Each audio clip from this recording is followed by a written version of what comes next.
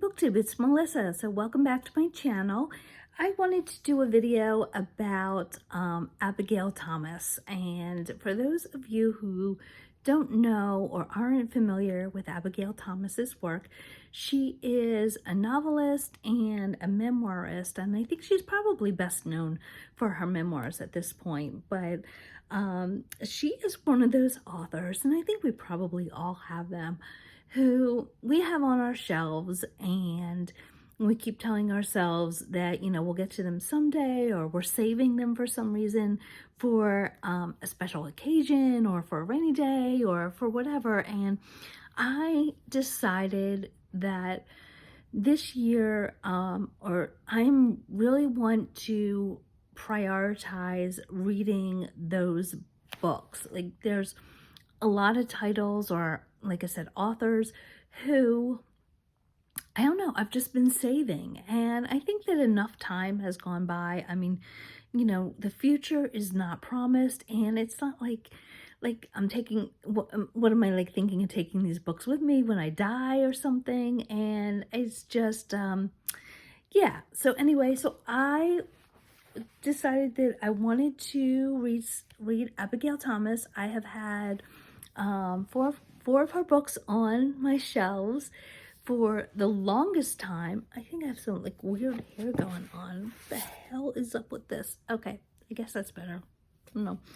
Anyway, so like I said, she has written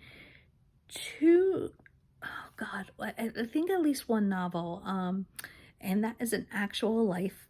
And I don't have a copy of that here, but what I do have is Getting Over Tom, and that is a collection of short stories, and Herb's Pajamas, and that is also a collection of short stories. I think that they might be a little bit connected somehow.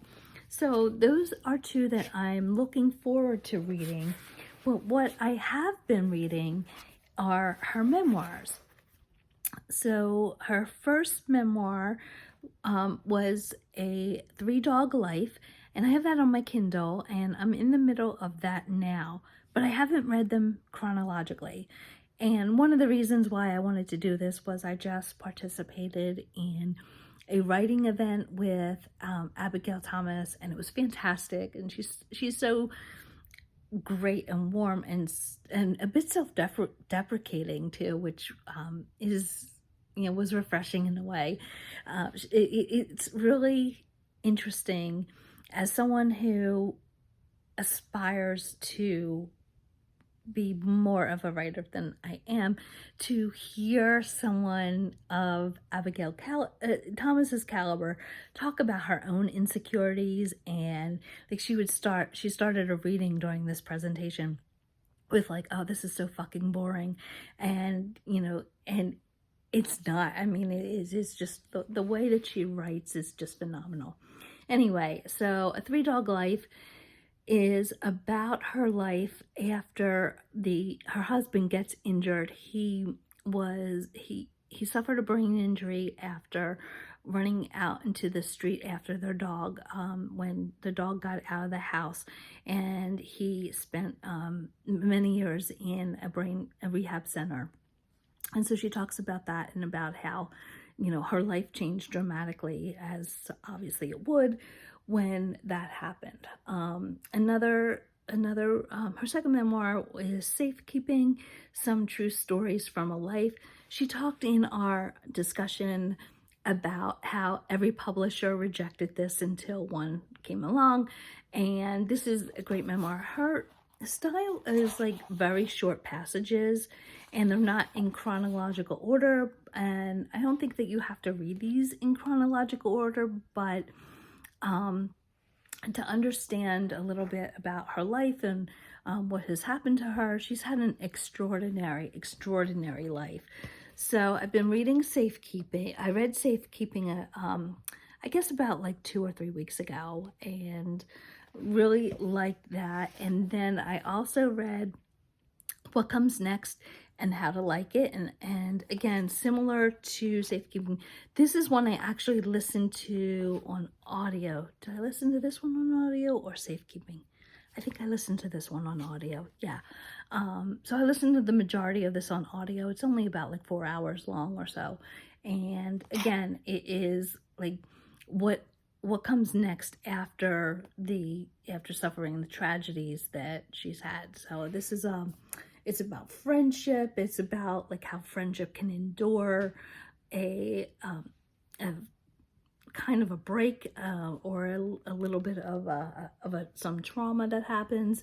And yes, it's great. So I just would like to encourage you, if you have not read Abigail Thomas, to pick her up.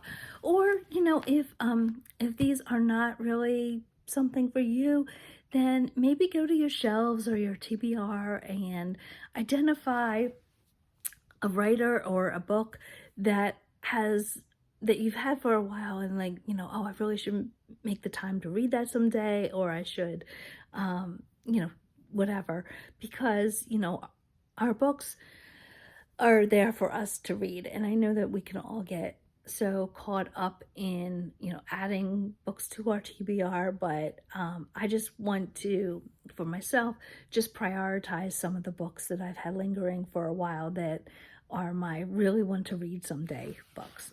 So anyway, BookTube, that is my binge reading of Abigail Thomas. And let me know in the comments if you have read any of her books. I would love to hear. She has a new one out called Still Life at 80.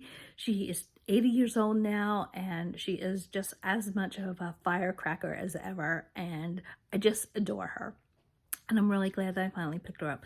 I do not know how long it has been since I've had this. Like this one sticker, I don't know if you can kind of see it. Like this book was $2.99. It was like, I guess on, some clearance table or something. And like these were also from a used bookstore. I think I got them for like $3.50 each. So again, let me know in the comments if she is one of your favorites, if you've heard of her, and yeah, and let me know if you are interested in picking them up. All right, BookTube, I will talk to you later. Have a great rest of your day, and I will see you and talk to you in my next video real soon. Thanks. Bye.